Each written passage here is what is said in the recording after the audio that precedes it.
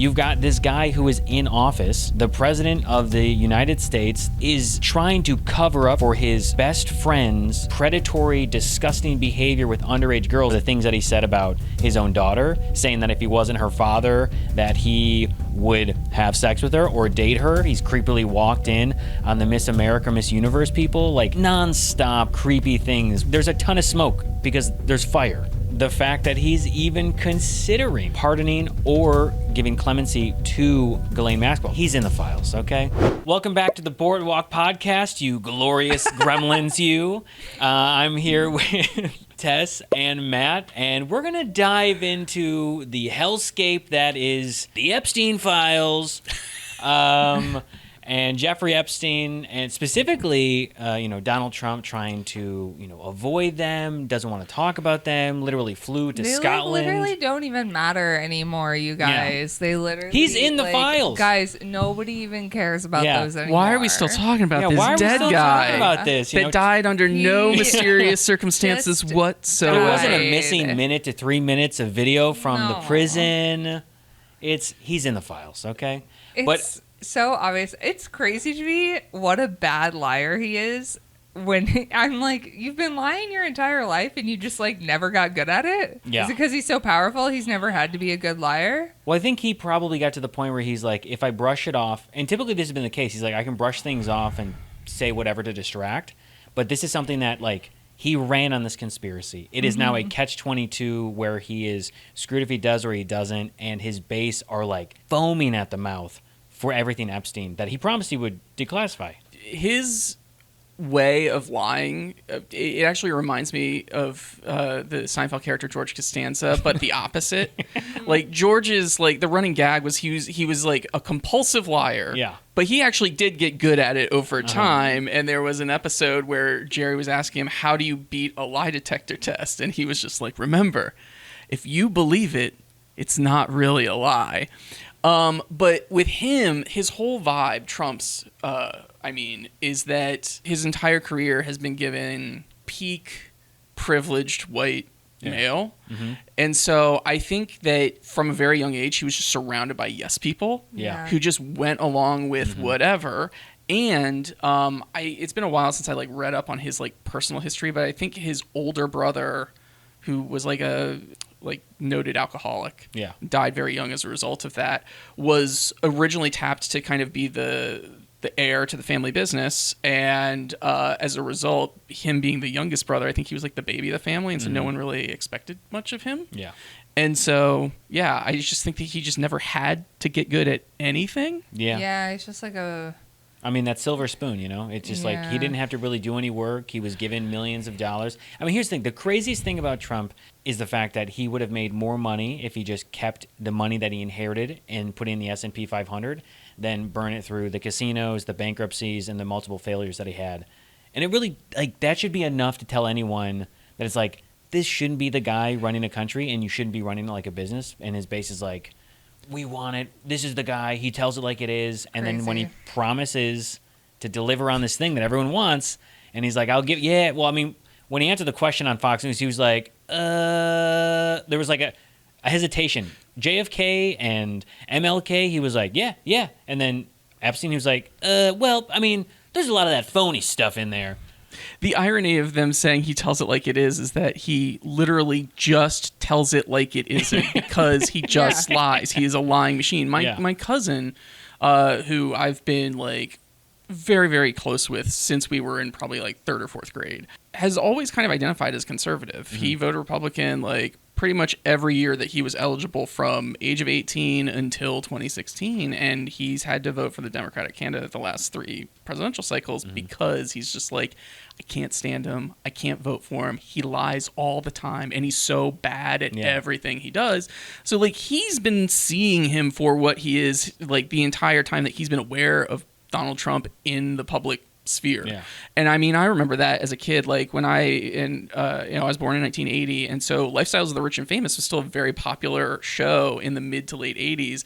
My dad would watch it not because he was enamored of these people, and Donald was on there a lot, but because he loved to make fun of Donald, because even then everyone was we could kind of tell implicitly that he was an idiot. Yeah. and just all like flash and no substance.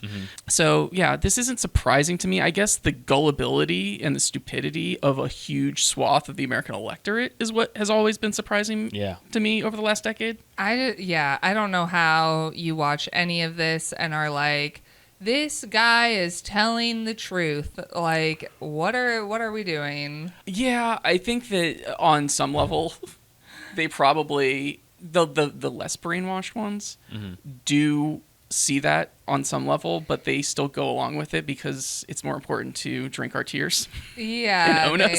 They want us to feel bad. But I mean, like, it's hurting yourself. It is impressively terrible how he's been able to shift the conversation. Because at first he was like, we're still talking about this Epstein guy? Right. He's a creep. And it's like, well, you were best friends with him for like 15 years. Yeah. Or longer, you know? Yeah. And then he shifted to, it's Comey, it's Biden, it's Obama. It's all fake. It's a hoax. And it's like, whoa, okay, hold on. Now it's a hoax? And then he shifted to, well, what about Bill Clinton? What about Larry Summers? And I was like, regardless of who was ever on the island and did whatever, they should be investigated. Yeah. Regardless of your party affiliation or who they are. Let's just keep that flat out and just call it like it is. Yeah. But the fact that him and MAGA will immediately like deflect and forget anything in terms of affiliation or the things that he said about his own daughter, saying that if he wasn't her father, that he would have sex with her or date her. He's, obviously said to that young girl at the escalator that he's like, in 10 years, I'll be dating her. He's creepily walked in on the Miss America, Miss Universe people, like nonstop creepy things where it's like, there's a ton of smoke because there's fire. There is, and I'm not. What I'm about to say, some people will be like, well, "Don't make excuses for him." I mean, I'm not. He's a creep. But I think this is a really good opportunity as a society for us to look at beauty pageants. Oh yeah. As that's problematic in and of itself. It's Always Sunny did a whole episode around that, and it's just like, well, these are just like magnets for these kinds of people, and maybe we need to look at like doing away with that kind of thing. Yeah. So I mean, you got John Benet Ramsey and stuff like that. Like as a kid, even being like, well, this is like really creepy. And I'm a kid in the same age right now where I'm looking at this, and obviously as an adult, you're like, this is just older men creeping on younger women as an excuse to be like, let me see you in that teeny weeny bikini or whatever it is. Yeah. But right now, like he fled to Scotland to go meet. To rush through these deals with the UK Prime Minister and the EU President, and I am thankful that none of those European reporters have let it go, and they were like, so let's talk about the falling out. What happened there? And he's like, oh, well, and this is, mind you, when we're recording this conversation happened yesterday, and the answer to the question was, well, he did some stuff where he was trying to basically said that he was stealing staff, and I was like, okay, so he got banned 86 from Mar-a-Lago because he was stealing staff, not because Jeffrey Epstein was a pedophile and sleeping with underage girls. Poaching service worker talent is a bridge too far, but not diddling children. His thought process in public view should be alarming enough to everyone and cause them to want to. And if not that, the fact that he's even considering pardoning or giving clemency to Ghislaine Maxwell, who said as of today that she won't do an interview with the committee or give testimony if she doesn't have one of those two things in place. Right. And then you've got the deputy attorney AG for the DOJ, who goes to meet her alone after firing the lead prosecutor, Comey, who is James Comey's daughter. Yeah. And it's like the only person who was privy to the information and evidence was her. Yeah. And now you've got this deputy attorney AG who's going, or the deputy AG who goes in to meet with her alone. Very sus. Yeah. I mean, this kind of ties into something that you've brought up on previous episodes of the podcast. I know that you brought this up when you were talking to Andrew J.D., but also in other podcast episodes with Tess and Ansley, they never future-proof this stuff. They never think about the precedent that they're setting with their policies. And it's almost like talking to a toddler with no object permanence. Yeah. When you're thinking about the people that think like, he's got immunity. I'm like, yeah, that applies to the next liberal person that gets elected or progressive person that gets elected. Like, how are you not seeing this? And I think that is another part of the problem with the electorate. There's just no long-term memory. They don't see how like vote splitting by like having a third-party protest vote in 2016 because they were Bernie fans wasn't the same thing that happened in 2000 with Gore and Nader. And so people just have such short-term memories that they don't even remember that. And they also don't have like a lot of forward-thinking vision of what the consequences of what's happening today are going to be even 2 years from now, let alone a decade from now. It's the instant gratification of a win, to own the libs. Yeah. And in that moment they go, gotcha. And then if you take more than a couple seconds to think about it, go, okay, well, when the pendulum swings the other way, or when another person, like you said, is liberal progressive that comes in, like there are some people even having the conversation on Fox News where they're talking about the FCC going after, like the whole thing with CBS and Colbert. And one of the people on Fox News just the other day said, we have to be very careful about what we're doing right now. Yeah. Because if somebody comes in after that is a liberal progressive, they could very well do the same thing, and we've set the precedent for them to do it. But I've only heard one person say that.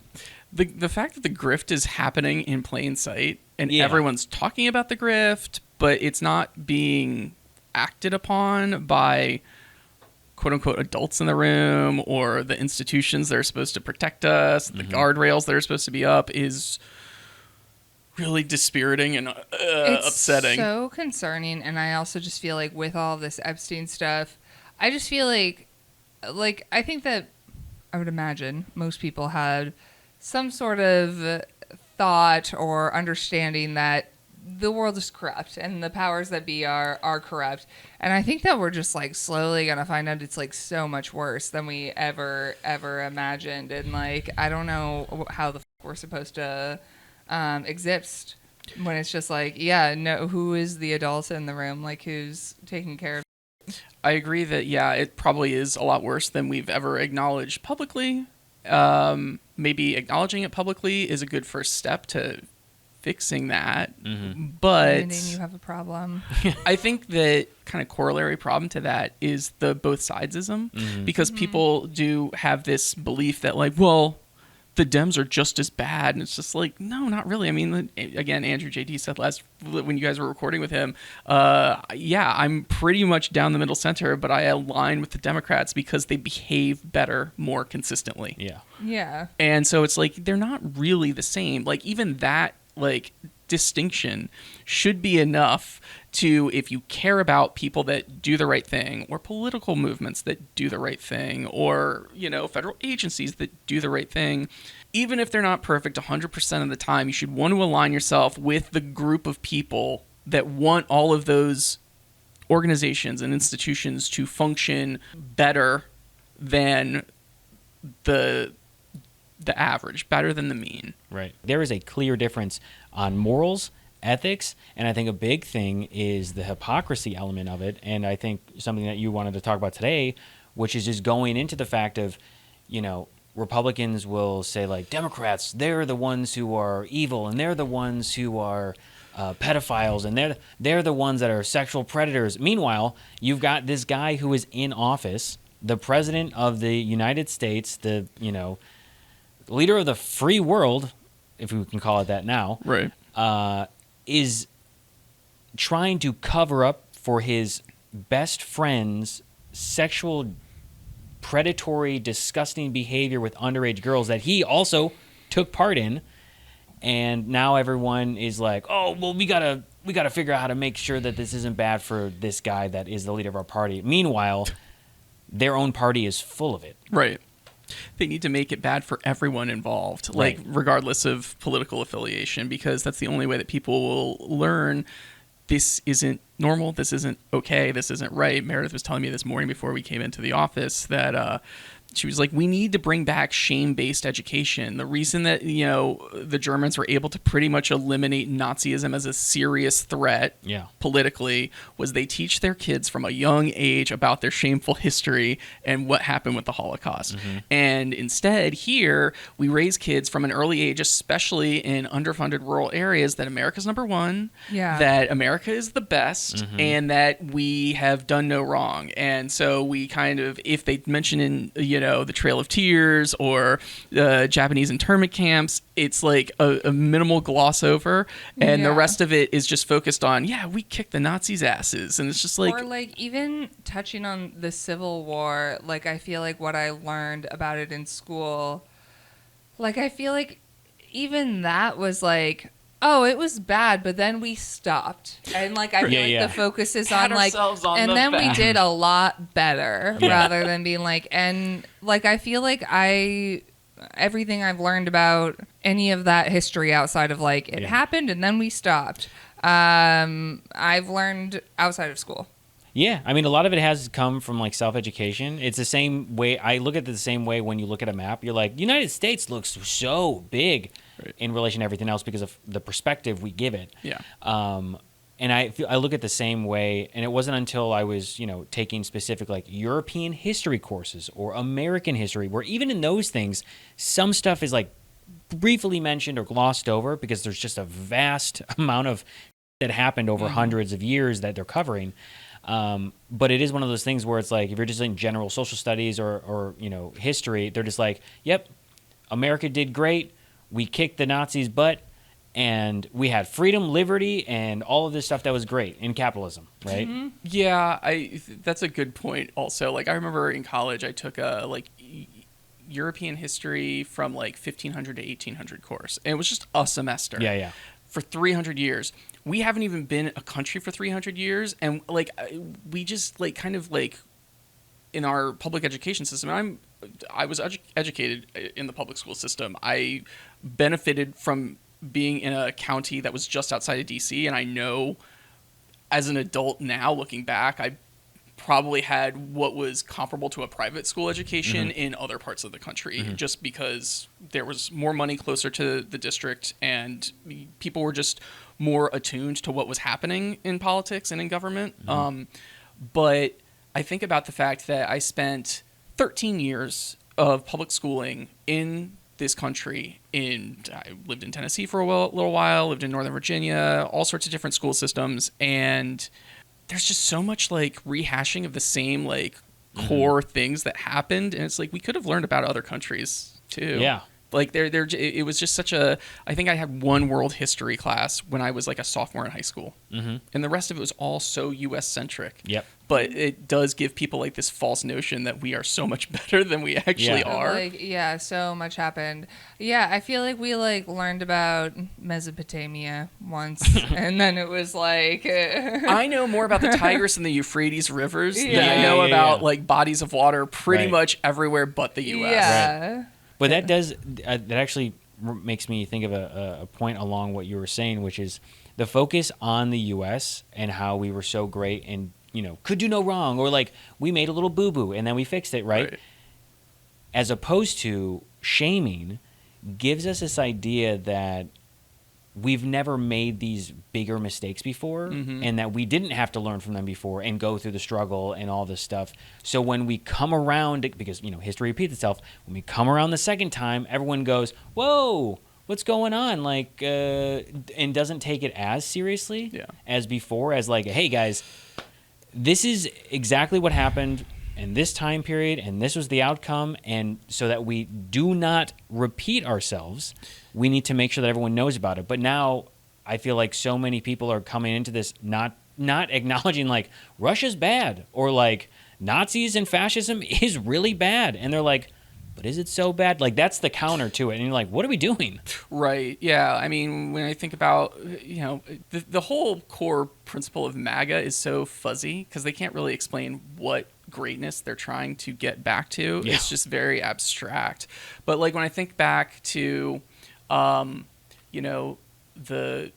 economic growth of the 50s and the early to mid 60s, Yeah, it was driven by worker protections and the fact that we had a progressive tax rate and all this other stuff.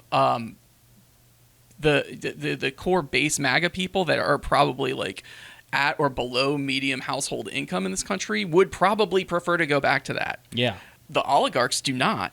Yeah, and that's not the things that they're pushing. Yeah, and then the other thing that like goes along with that period of growth is like that was when we were also dealing with the civil rights movement, and it's just like, you know, you can't just, you know, leave the gun and take the cannoli. You have to deal with both of these things. You have to be able to look at what worked and what was problematic and figure out a way to cherry pick the stuff that worked without necessarily bringing all of the crap back, because it's just like now we're getting neither. We're not getting the economic prosperity that was like kind of middle out that we had in the 50s and the 60s, but we're also like eroding protections for marginalized groups. And to your point about like having to continue to do this like self-education and self-enlightenment, like I was writing our Monday campaign email on Sunday, and I was like looking up, okay, what happened on this day in history? And it was the anniversary of the certification of the 14th Amendment, which, established citizenship for African Americans and also the right to due process. And how is that relevant to right now? Very. But even still, the other thing that was celebrating an anniversary on Monday was the Silent March of 1917, which was a reaction to lynchings and murders of black people that was almost 50 years after the certification of the 14th Amendment.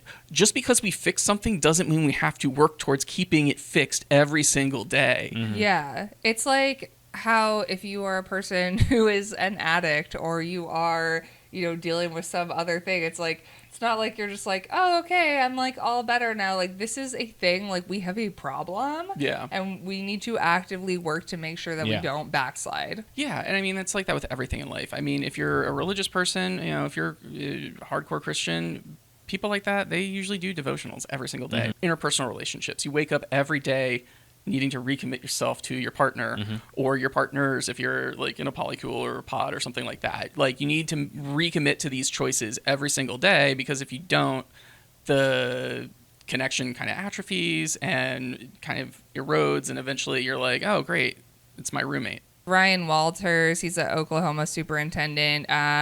There were reports of naked women on his TV in his office. So that's just creepy. Yeah. And this is also the same guy who wanted to force the Trump Bible in all of the Oklahoma schools as a superintendent. And when they specifically were like, oh, we want a Bible that has the Constitution and the Bill of Rights and the, Old and New Testament, they were like, it seems like an abhorrent violation of the separation of church and state, by the way. It doesn't exist anymore, Matt. It doesn't exist anymore. All right. Like in this instance, they're like, well, we don't know any Bibles that follow that. And he's like, well, funny you should say that, because I know one. And then people are like, wait, this is weird. Why is this exact requirements you have the Trump Bible? And so... All right, so that guy, naked women on his work TV. Can we just real quickly before we move off of that, think about how much of a degenerate that you have to be that you can't go 8 hours without watching porn? Without watching porn, like in a professional context. Yeah. That's insane. During a meeting, like he was doing it, and then it came up on the meeting display, and then hasn't even apologized. From what I understand, has not apologized yet. But yes, to your point, you cannot go a full workday or go to your car. Go elsewhere. You're in a meeting. Yeah. Another one, James Taylor. He's the Fort Pierce commissioner. He's been arrested for sending nude photos of himself to a 12-year-old girl. Wow. These are the people who say they want to save the children I mean, from James themselves. Taylor is a very common name, but my first thought when I learned about this was all of the puns with James Taylor song titles that you could apply, like instead of Handyman, Handsy Man. Oh, God. I'm sure there's something about Fire and Rain, You've Got a Friend in Me, You've Got a Pedo in Me, I don't know, something like that. And then we've got Jason Christopher Yates. He's the former CEO of My Faith Votes, which is basically a nonprofit that encourages Christians to vote in every election. And he's pleaded guilty to possessing child pornography. Didn't see that one coming. What are the two that just happened? We got two that just happened Hot off today the presses. as of July 29th. While filming this, All right, we got a Wisconsin Trump delegate who has been charged with possession of child pornography. And we've got, what was the guy's name? Michael Tate. He Michael was Tate. a member of a very popular Christian alt-rock / hip-hop band called DC Talk in the 90s. And then I guess more recently, he has been a member of another very popular Christian pop band called the Newsboys that I think were originally from Australia. And he's been charged with... Yeah, he basically used his position as a popular musician in Christian music to solicit sexual favors from like young men. Cool.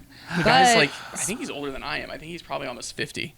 Speaking of, Creeps. Yeah. musicians doing crazy things, we got Azealia Banks, who also recently tweeted something. The first line is, okay, in Donald Trump's defense, 14-year-old girls was really only made a social taboo in the 1990s. I don't think that's true. I don't know how that's the if your argument has to be that as your opening line, you've lost. Like it's over. And this tweet was multiple sentences, So long. multiple paragraph breaks. I really don't get why women are fronting like they weren't 40-year-olds at 15. Like, come on now. I'm honestly not surprised or mad at Trump for getting some 15-year-old because those were the times. Now, if he was a 10-year-old, we have a problem. But if the girls were 13 plus, who cares? Move on. There's First a lot of all, to unpack there. There's so much to unpack there. There's so much what. I would hope that most 15-year-old girls are not 40-year-old men. I mean, I would hope most of them. Is insane. Yeah. Like They're like, if you can see PG-13 movies, you're good to go. some Like, of the oh my some of the young women that I was friends with in middle school and high school, yeah, they were sexually active then, but they were the outliers. Well, Yeah, and yeah. also you were probably Hooking up with people in your hooking up age with range. people in your age range, not 40-year-old men typically. Generally speaking, yes, and even within that small group of people, the ones that were sleeping with older guys, we all thought that was creepy. Like there was one woman I knew who had like a boyfriend who was like it was like statutory territory. Yeah. And she was It's she was creepy. like 13 or 14 in middle school, like in 8th grade or maybe 9th grade. And I like when she like told me that was like how old the guy that she was dating was, and she kind of alluded to the fact that they were being sexually active. I was just like, ew, gross. Yeah. I mean, like, you are taking advantage of someone, grooming them, putting them in a position someone who is not emotionally intelligent, their brain hasn't fully developed, physically, not developed, and so you're like trying to take advantage of the person who cannot physically get their way out of the situation, who isn't, possibly cognizant of the situation they're in to know to get out of it because they've been groomed and they've been kind of love bombed or whatever. Yeah. And so to have someone who is over the age of 20, 25, whatever, and beyond 40, like Jesus Christ, the idea that is okay, or for anyone like Azealia Banks to be like, it's fine. yeah, this is totally cool. Let's do it. Weird. And it's like, how did we get to a position where this is the way that we are justifying pedophile-like behavior and acts against younger kids? Yeah, that is something that comes up, I think, a lot in problematic media of the 70s, 80s, 90s, even early 2000s. Because Meredith and I recently were rewatching some like rom-coms or just some like comedies from that era. And like I think about McConaughey's character from Dazed and Confused. Yes. Like that's supposed to be a cautionary tale of how not to be, but like so many young men took the wrong like message from everyone's that showing character. up and like, all right, It's and just you're like, no, don't be a creep. not it, but okay. Yeah. I mean, that's always gonna be the case, right? Like people are gonna watch something and they're gonna take away a message from it and be like, Classic Fight Club. right, exactly. Which is, oh my God, that's where snowflakes. Like that idea of snowflakes, and it's like, no, they're making fun of you, and then MAGA goes, "Huh, you snowflakes," and it's like, no, never mind. You didn't get it. You're never going to get it. And this is the problem with this group of people where they... The last scene of the movie is him admitting, I lost my mind. Yeah. It's not something that's aspirational. No. He's like, but he gets the girl. And it's like, geez, what are we doing? Anyway, onward. Would you like to hear a stupid comment we got? Yeah. Always. All right. This is from a woman. It is on our Guess Who Said That series where I take a man's stupid comment and I then... And usually this comment is insulting me, Ansley, typically something about our Never physical me. appearance. Never Gabe. These guys typically tend to be... have face blindness when it comes to men, so like very rarely do they mention Gabe at all. Yeah. Even if you're like a core they're person like- in the real. I was thinking about this the other day. I was like doing a version where you start to do it and there's like an insane post and I'd be like, all right, I'm just going to cut this off right now because this is unhinged. You need help. Leave them alone. We're filming one today and I can't wait for you to read it. It's wild. It's a long one. I was like, I don't know what you are saying, sir. It sounds like you're having a seizure. What are we talking about? Alice says, so basically because some idiots gave you some comments, you body shame them? Wow, so progressive. And honestly, yeah, that is what I'm doing, Alice. And I don't actually give a I really just feel like if you're going to be a bully, if you're going to be like, oh, you're ugly. Oh, your voice is annoying. Oh, like I hate women for whatever reason. Being like, oh, it's Bryce Dallas Howard on meth. Like, if you're going to say that, then yeah, I'm going to say, I'm going to pull up a picture of your face and be like, this you, bro? You're going to comment on the way that I look? Oh my God, I would never she's a 4. You couldn't if you tried on your best day. Come on. Yeah. Also, like the weird decision to tie this into like politics sounds really progressive. I'm just like, look, like we were just saying, lack of social consequences and lack of like just shame-based consequences is what emboldens people to behave like that. We need more people to do that on the regular in their day-to-day lives, not just on social media for, you know, for our own amusement and occasionally some views. Like, we would rather these people just didn't say anything at all. But if they're going to give us content fodder, right? Yeah. And like, I am this is the attention they wanted. Generally, like anti body shaming people, calling them ugly. Like, if you're a good person, be as ugly as you are, and like you have the right to. Like, all of us are just humans, and we are existing in the body that we ended up in.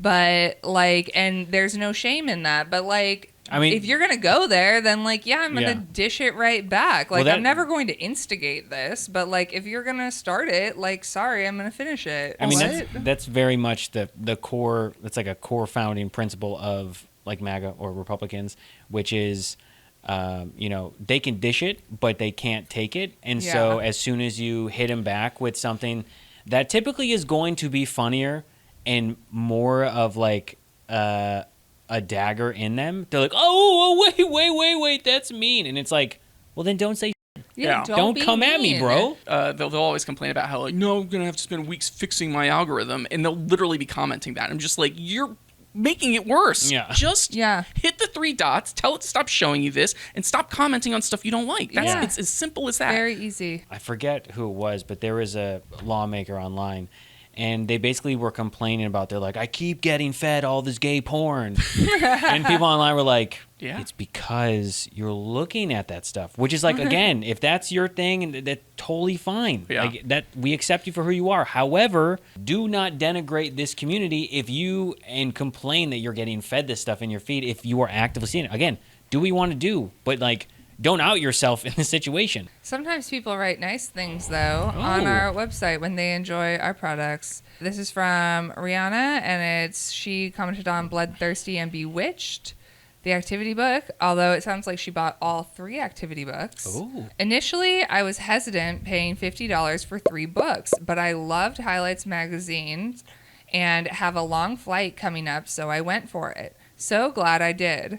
The books are great quality and about 3 times larger than I expected. A wide variety of things to do. It's hard to save them for the trip. That's great. Mm-hmm. Rihanna. Summer travel's happening. Get yourself some activity books. Yeah, I am almost done with our fourth one. I am going to be... We'll see if I can finish it by the end of this weekend, but that is one of my goals. If not, I should be able to finish by the end of next week, which is good because I have to have it in by the 15th to the printer. One thing that is frustrating to me sometimes about how people are interacting with our ads and with our product pages is that, we do these discounted bundles. Like, you'll get 10% off if you get 2 of them. You'll get 15% off if you get 3. And we do this for like the Delve Deck conversation cards. We also do it for the activity books. And sometimes people are just, they're scrolling so fast. They're clicking, they're reading stuff, but they're not like pausing to really like internalize and comprehend what it is they're reading. And so sometimes people will come back to the ad and they'll comment and they'll say like, if you just Google, you can find this for 1/3 of the price.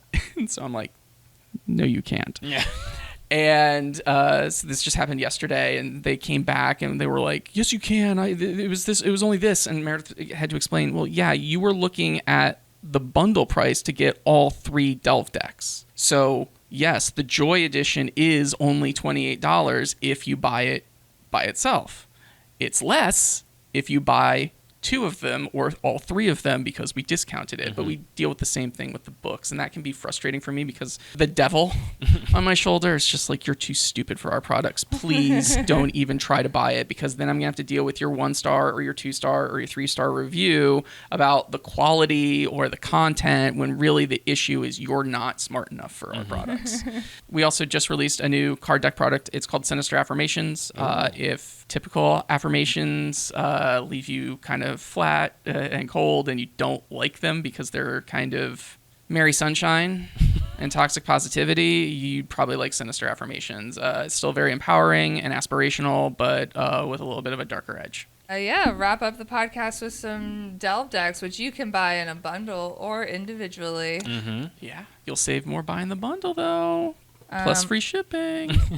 I will start with the venting deck. What bad behavior on the road or on public transit annoys you the most? I hate seeing law enforcement officers not obey the rules of the road when they are on the road. LA County sheriffs, if anyone that is related to them or anyone watching, I see you not use your signal. I see you not wait for a break in the dash line to move in and out of the HOV lane. I see you doing 95 or 100 without any kind of sirens or lights on. I see all of this stuff and I hate you for it. And it makes me less inclined to feel bad when bad things happen to law enforcement, because you're there to enforce the law, but that means you have to follow the law. Unless there is some kind of emergent situation that requires you to do something outside the norms of being a defensive driver on the road, don't do that.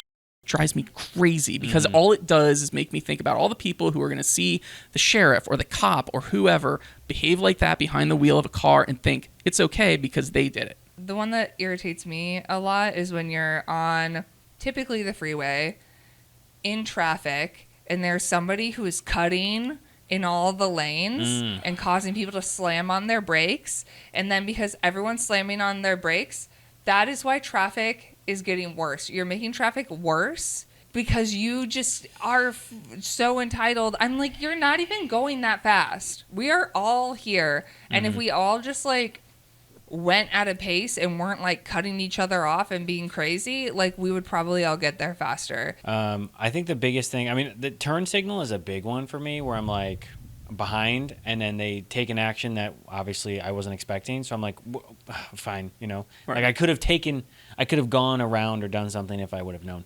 But I think the big one is, I used to live off a busy street, and the one time when I'm like, where are the cops?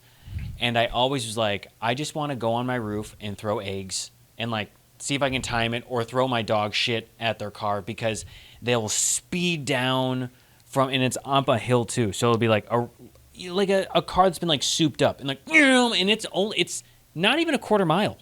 Like they're not even racing. Yeah. And they're like speeding up and down, to which I'm like, what are we doing? It's so loud. So, I mean, for me as like someone as a creator, like I'm like, okay, got to take a pause because it's so big. Right. Or the car is obnoxiously loud with the mufflers, like, dum, dum, dum, dum, dum, dum. And I'm like, what are we accomplishing to get up to the red light to get onto a busy road. Like, we're not doing anything great here. You got a small dick. We get it. Like, what are we doing? Original deck. I decided to keep it light for this one too. What was the least useful class you ever took in school? For me, basic technical drawing in 9th grade. I am an artist. I thought, basic technical drawing. Yeah, I'd like to get more technical with my drawing. I didn't really understand what it was. It was basically intro to architectural drawing. Lots of straight lines, lots of T-squares, lots of triangles, lots of, what's the half circle one? Like, all the little drawing. Oh, yeah. But anyway, like, compasses, boring. And, like, I got bad grades in it. And that was, like, a real struggle for me mentally to take that in, to realize, to be getting bad grades in an art class. But I also was just like, this is barely art. This is almost more of a science class. I understand why we need kids to take gym, but gym, that class, what the I did my gym requirement in high school and summer school, and it was pointless. I just had to hang out in the Arizona heat. It was all the other kids who didn't want to take gym during the school year, and you took it every summer? Twice, because you had to take a year of gym was a requirement in high school. Oh, the class that I would say is typing. Oh, I loved typing. But here's the thing. Like, sure, it was an easy class in the sense of, like, I learned all my typing from AIM. Like, everything I would already be on the keyboard. And so they'd be like, all right. The only fun part about that class was the fact of, like, I was racing against the computer to see how fast I could type words per minute. This was in 96, 97, and, like, my parents had just gotten the AOL disc and, like, set us up. And so, like, yeah, it was, like, AIM with my friends, and that was about it. So everything was very hunt and peck. In hindsight, yeah, I did get better, but I never learned home row. Like, I basically still just kind of, like, jazz improvised my hunt and peck, and I got fast at it, but I've never been, like, a conventionally sound typist. Yeah. I had a computer game that I played at home called Jumpstart Typing, and to, like, win the games, you had to be, like, a really fast typer. All right. Sometimes the games as kids were better than the ones now, Yeah, I'd play that again. Like Math Blasters? Love that game. Yeah, great game. All right, so this is the Joy Delve deck, and the question I picked is, what's the best city/vacation spot you've ever visited? All right, I'm going to name a few. I feel like Japan was incredible, Reykjavik in Iceland. I also loved Oslo, I think is another great place that I've been. Yeah. Amsterdam for me. Love Amsterdam. Although I've also been to Oslo and Reykjavik, and those are both nice. And also Berlin is actually really nice. But I think Amsterdam still takes the top spot for me. And then here in the U.S., in terms of places that I go to a lot and will always love, probably, Joshua Tree and, like, the high desert cities that are, like, kind of dotted along Highway 62. So, like, Yucca Valley and 29 Palms. That is one of my favorite places to go to on the regular. But also when we did our cross-country road trip in the summer of 2023, that was the first time I had visited a lot of states, and one of them was Wyoming. And I thought Wyoming was just gorgeous, like the whole state, not just Yellowstone, although that is a big part of it. I would definitely go back there again. Reykjavik's good. Tokyo's great. Mexico City is a big one for me because I've got family there. Amsterdam, Oslo, Tokyo, and Reykjavik, and Mexico City. That's what we all agree. Those are the cities that you should go to. Check them out.